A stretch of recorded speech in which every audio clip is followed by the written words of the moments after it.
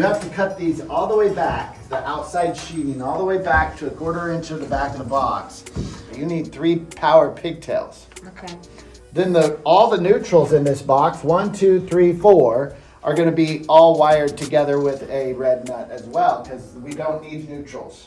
And you're gonna add 2 pieces of ground wire, and you're gonna twist those and then put the Buchanan on that. That's that copper ring, right? So that you have 3 pigtails. Then you'll take all of the wires and you'll wind them up back in the box. You'll keep this wire on this side. There's no yellow in here. okay. The yellow is down here. A yellow. Okay, so far all that looks good. This one, you'll just put wire nuts on, right? And these 2 over there, you'll wire nut everything together. You'll wire nut the whites together, the blacks together, the browns All of the together. little outlets at the All the outlets all the way over, okay? Okay. Now, before we go any further, where do we staple this? 6 inches from the box. Right. 6 inches from the box. All of these. How many of these wires can go in a staple? 2. 2. Only 2 wires in a staple. Do you hammer it till it's snug and tight? No. No. And what happens if your hammer hits the wire? You might damage it. Why? You have waffles on your hammers and that can rip that outer sheathing. So try to be careful. And do you need to put a staple every 6 inches? Every what? Every 3, 4 feet, right? In this section, you'll probably put one there and there. You don't need a ton of staples, okay? So let's keep those minimal. They need to be flat on the wire, but the wire should be able to move a tiny bit under the staple. This one, you have to wire nut off, and then you'll connect these 3. There will be 3 wires, because this one needs another wire that goes from here to here. This one needs a wire that goes from here to here because we're taking power off of here. It looks like they So ran we a need- different wire. We need where? A wire from here to here. Oh, okay. And this one is the power. Well, did you run a power? Wait. Okay, please stop. This one has a power wire right here running to it. So this one can come out. They don't need this one in here. Well, actually, yeah, they don't. Because you're actually taking the power from it. And then this is your GFIs where they start. So you put a wire nut here and then you're gonna wire nut these 2 together. And then you're gonna wire nut whichever one. See, did we label these?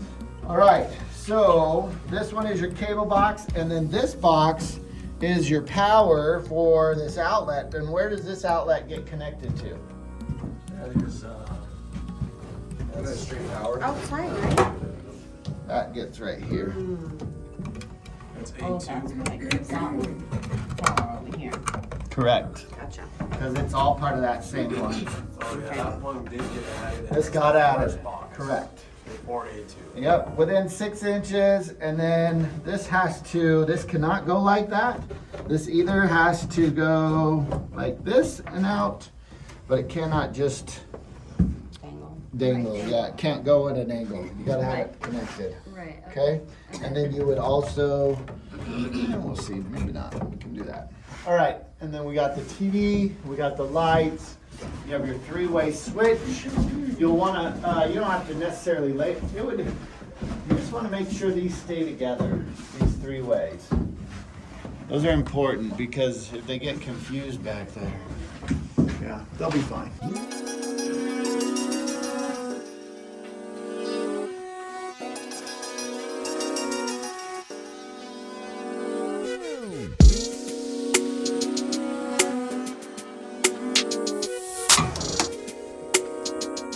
So I'm pretty much cutting these wires at 6-inch lengths and then pulling them apart, getting the cardboard out, and then just stripping the tips of them about a 1/2 inch. And I'm gonna wire nut all of the neutrals together, add pigtails to all the grounds. The goal is to get as much of the outer coating off as possible, and then just pull the cardboard wrapper off of the wires. And usually the ground is wrapped in one too. So sometimes you gotta kind of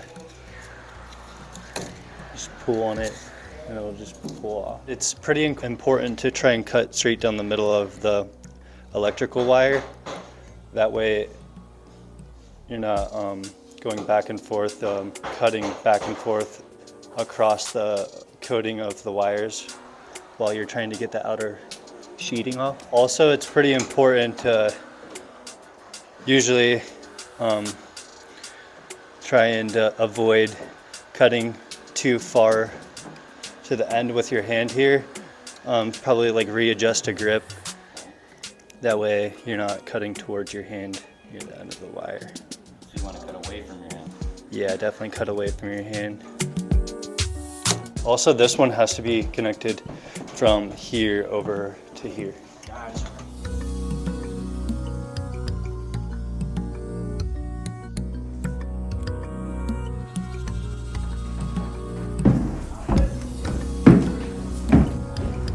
So I put the wires in the corresponding spot on the switch. So like if it's like the west lights, I put them on the west side of the box according to the plans. And putting them in like the switch, like knowing which wire is going to which switch, so like you don't have a wire on this side of the box that's supposed to be on this side, if that makes sense. Yeah, I've done quite a bit of it, yeah. Not as much high voltage, but mostly low voltage, like 120 volts and under. I'm pretty fond of it. I enjoy it. These pigtails, makes it pretty easy to just kind of bend it, just kind of like that. And then when you go to connect it, it's just kind of a straight connection when you put the wire nut on. Especially if you're holding multiple of these at a time, you can kind of just hold them together, and then since they're bent at an angle, it makes putting the wire nut on much simpler. I enjoy like trying to kind of neatly organize it, because when we go to push the wires in, it gets kind of clustered in there, and so every little bit of organization helps. So they're actually labeled 12-2, but there's 3 wires because there's two wires. One's a neutral, one's a hot, and then this is a ground. So it's, even though it's labeled 12-2, there's technically 3 wires.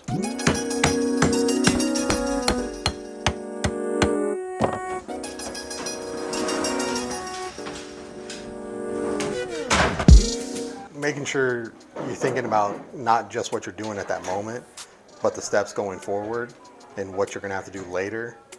Anything you can do at the start of the project to make it easier at the end is just going to benefit you and speed the process up. So when you pack an electrical box the way I showed them, it's cleaner and easier to then unpack it after you got drywall done and you're doing your electrical trim work. You can hook up your outlets a lot cleaner, quicker, and easier to go ahead and start moving on to, you know, the next outlet and the next switch, and just get through the electrical, you know, in a faster pace, so that you're not spending as much time fixing what you didn't take the time to do right the first time, or do as well the first time. If you don't think ahead, then you're chasing your tail all day, and you're not nearly as productive as you could be. But that's why they call it line dancing, because you kind of go in a line.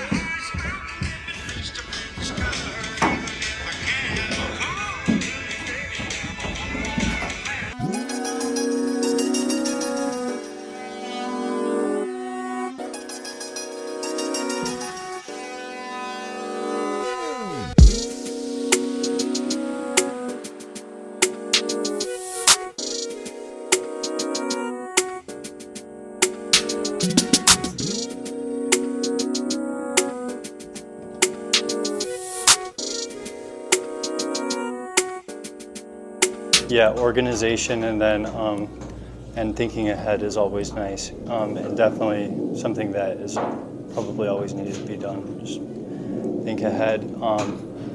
There's a few spots where me and Devin thought ahead